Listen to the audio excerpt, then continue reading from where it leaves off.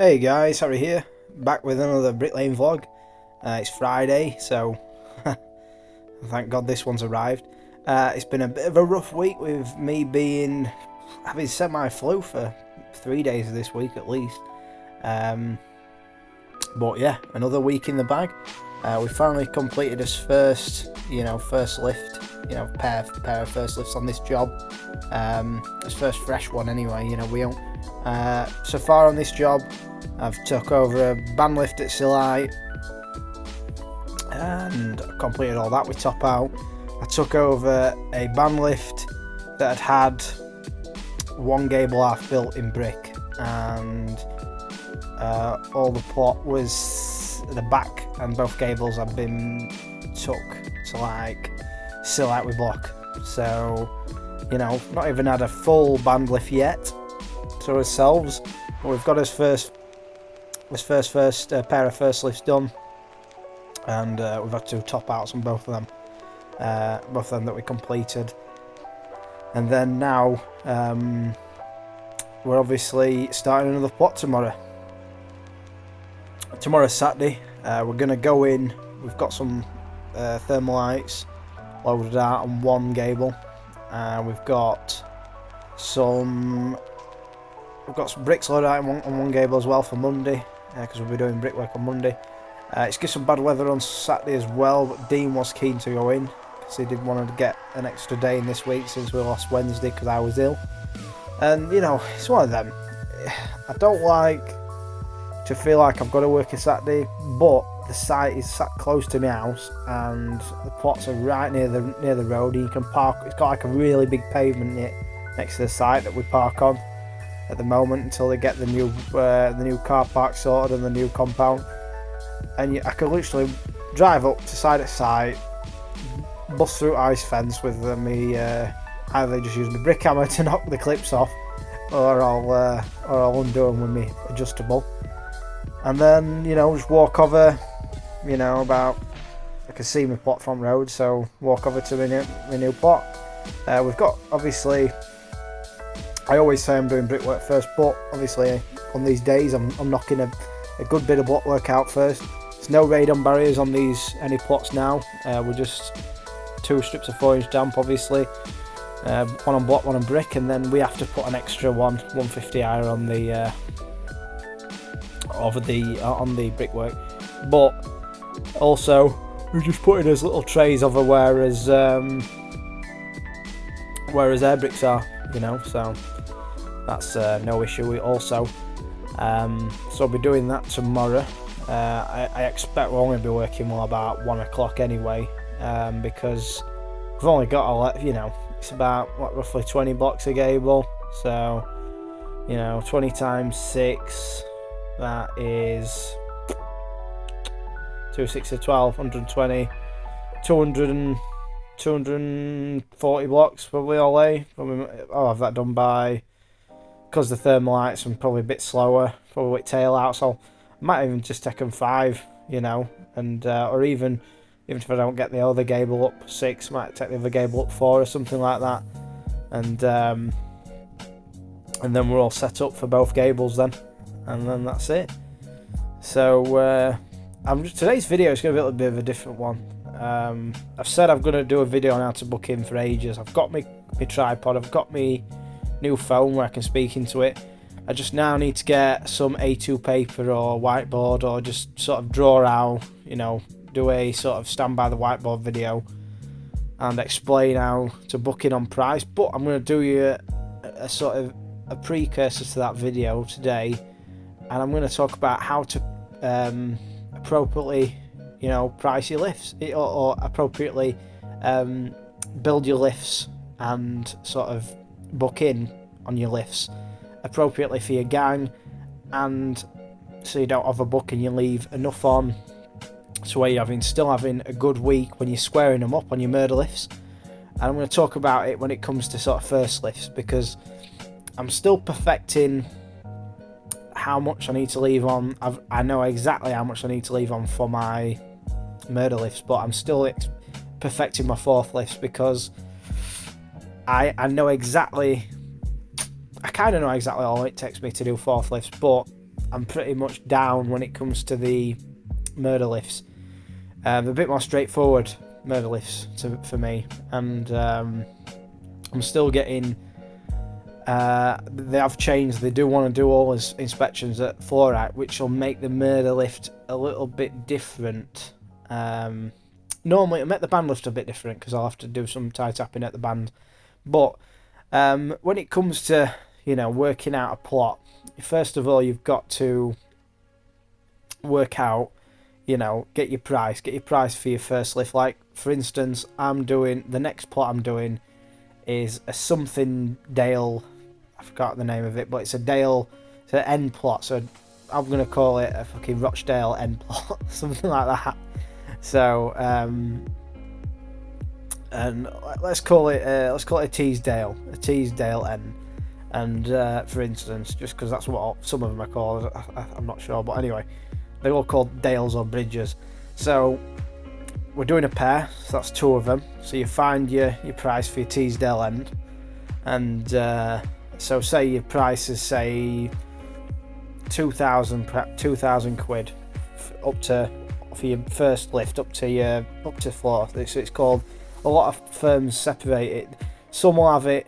Some will have a price from damp to your first lift to scaffold. Some will have a price from your damp to your floor, and then floor to wall plate.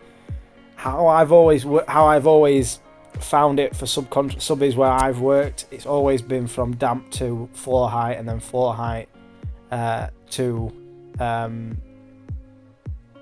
wall plate. That's how it's always been when I've worked on price.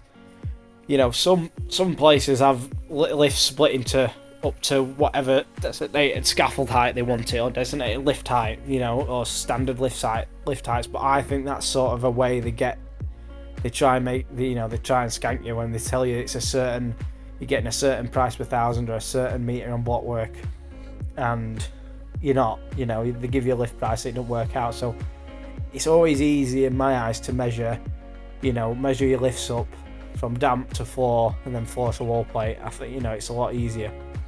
So you first find out what your price is. So 2,000 per house is 2 houses, that's 4,000. Right, we'll just use round numbers, and then you've got to work out how long you think it's going to take you to do that round to scaffold height, and how are you going to take everything. I recommend taking your blockwork 9 course. Don't mess about with briquettes, leave them till last. Some guys build right to the top of the formers, and they put that briquette under the block, and then they put the block to the top of the former. I always recommend build your 9 course, and then leave that space for your briquette. Keep an eye on your gauge, keep an eye on where your blockwork's coming to your former, but at the end of the day, it's not the end all be all, those formers. It is a little bit. I've seen on a lot of guys' videos who do, obviously, new build stuff, they're a bit too emphasised on the formers. Because on this site we only have window formers, we don't use door formers, don't use patio door thermobate. It's all built, reveals, like sort of old style, building your reveals. So I pay no minds a lot of the time to my blockwork gauge. I just try and keep my joints nice and tight, because you do tend to creep high on your white work. And you've got to also just pay attention to your brick gauge. As long as your brickwork stays to gauge, you can follow that with your blockwork. So that's why I always recommend brickwork first.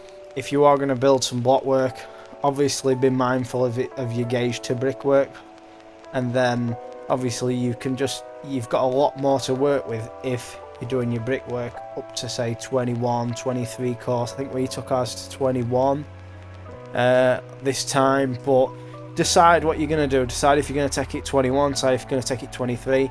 I'm going to probably take it a bit higher on this next plot, just so I haven't got as much on my murder lift.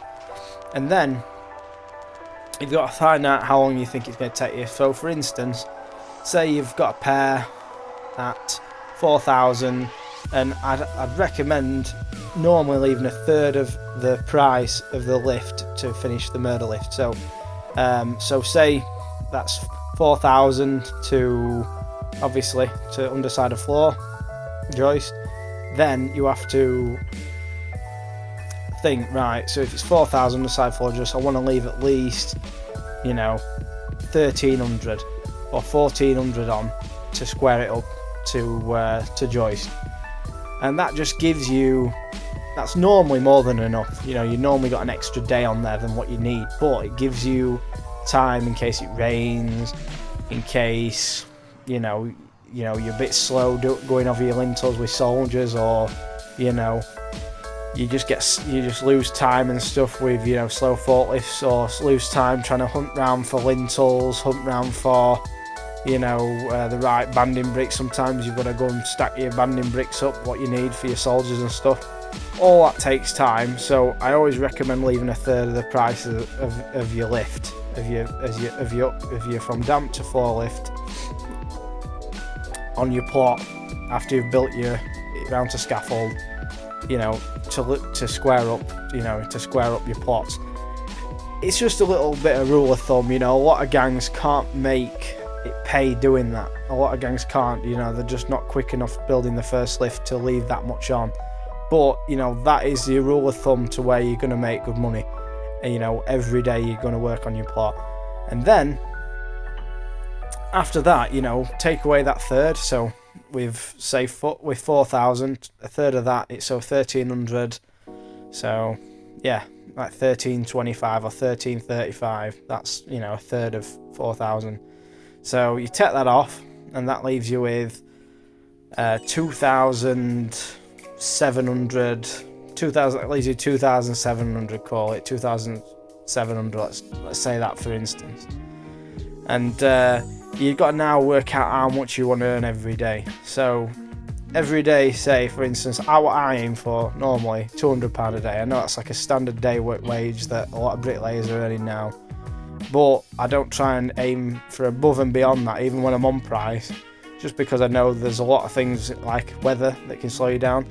In winter, in summer, you know, you could be a bit more extravagant. Say you want to try and earn 220 a day, 230, 240 a day, so you can, whatever you think you can earn on a regular day-to-day basis, you know, you earn that. And it all can come down to your gang size. So for instance, if I'm working as a one-on-one, our daily wage between me and the labourer is going to be 300 quid. So I know I've got to leave at least 300 quid for a day's wage on any type of work. So if I take 300 quid and times that by, say, 7 days, that's 7 threes, that's 2,100. Times that by 8 days, 8 threes are 24, that's 2,400. We're coming close to that 2,700. 9 days, 9 threes are 27. There we go, we've got 9 days to complete that lift to earn day work, right, for instance. So say I'm a one-on-one, I'm just using a one-on-one, even though I'm not a one-on-one anymore. I sometimes have misses, so I'm a 1 and 2, but just using one-on-one as an example, there's £300 there as a wage for both of us each day, and then I'd have to times that by 9 days, what I think that's going to take, because that's what it has to take us. So that's as maximum amount of time we can spend on that lift to get that to scaffold.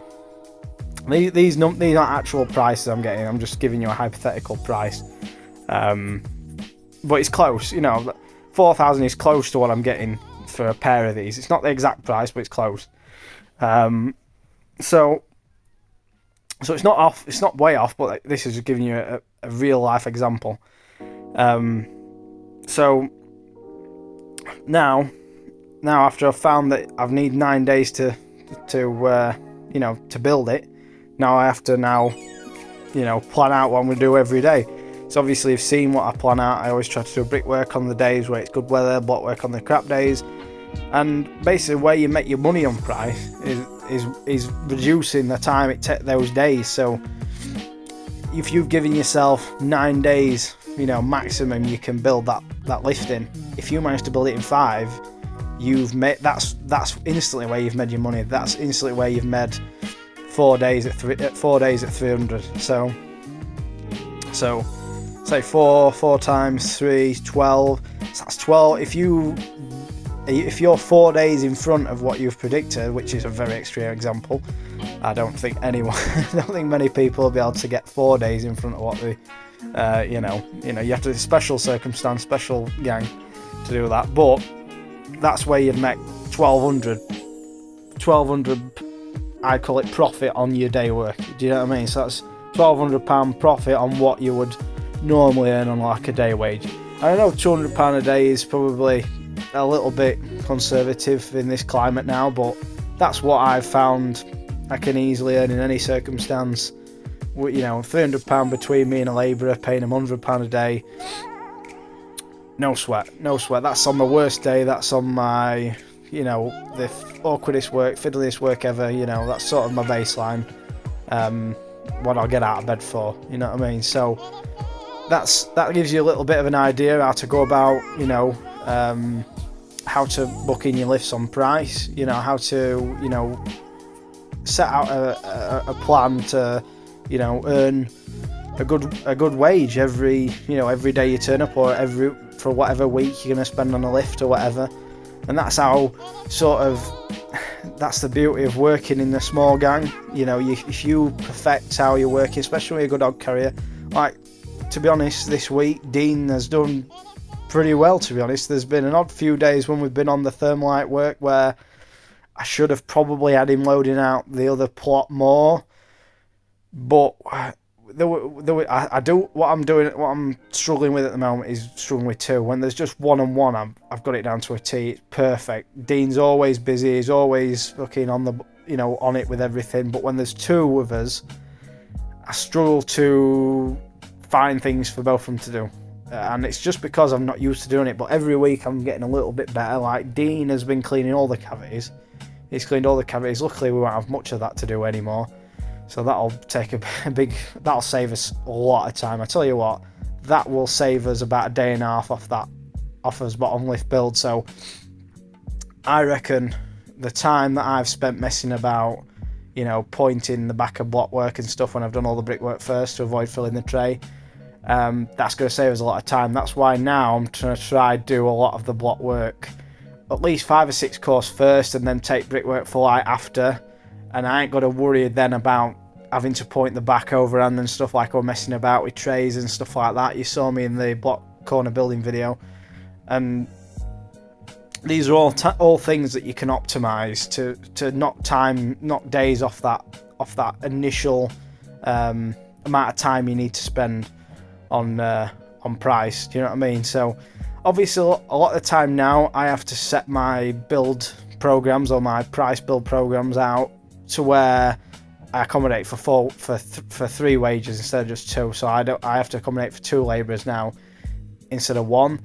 But there's a beauty in that. At the moment, I have all my work priced, so I set out all my pricing that I'm going to any work I'm going to undertake on price. I set it all out in my, you know, in my program, and I know how long we need to complete it in to cover 4 people's money, right? But the beauty is the missus don't work every day. So for instance, if I leave on,